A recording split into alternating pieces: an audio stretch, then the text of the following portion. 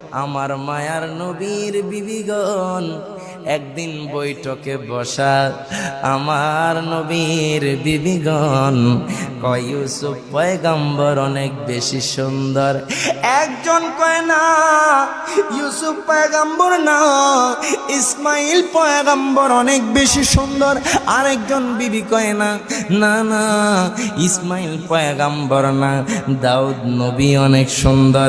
এইভাবে বলতে বলতে হঠাৎ করে আম্মা জান আয়েশা আসলো আর ডাক দিয়া কয় নবীর বিবিগণ, ও নবীর বিবিগণ,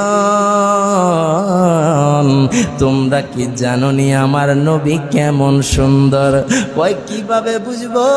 আম্মা জান আয়েশা কয় আমার মায়ার নবীর রহমাতুল লিল আলামিন নবী একদিন যুদ্ধ থেকে এসেছেন, আমার নবীর গায়ে বালি মাখা, আমার নবীর পাগড়ি মোবারকে বালি লেগে আছে।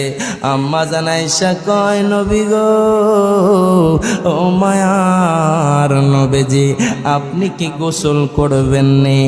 এবার আমার নবী কয় আয়েশা, ও আয়েশা আমি নবী গোসল করব, আমার জন্য জলচকি বিছাও। আল্লাহু আকবার কোন।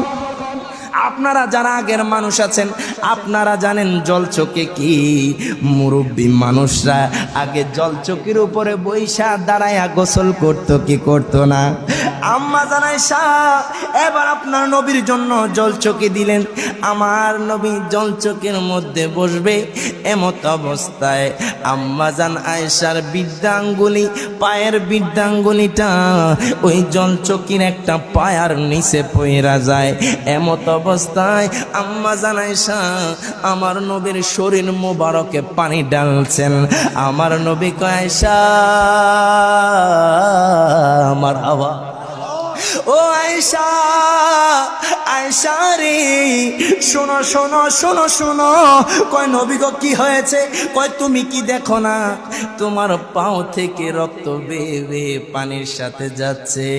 আমার নবী কয় আয়েশা তুমি কি দেখো না তোমার পাপ আপনার জলচকির পায়ার নিচে পড়ে গেছে? আয়েশা কয় নবী গো নবী গো নবী গো, ও মায়ার নবীজি, ইয়া রাসূলুল্লাহ নবী গো মারহাবা কোন। ও মায়ার নবীজি আপনি নবী কেমন সুন্দর গো নবীজি, আপনার গায়ে যখন আমি পানি ঢালতেছি গো নবীজি, আপনার একজন বিবি কয় ইউসুফ পয়গম্বর সুন্দর, আরেকজন কয় ইসমাইল নবী সুন্দর, আরেকজন কয় দাউদ নবী সুন্দর। ইয়া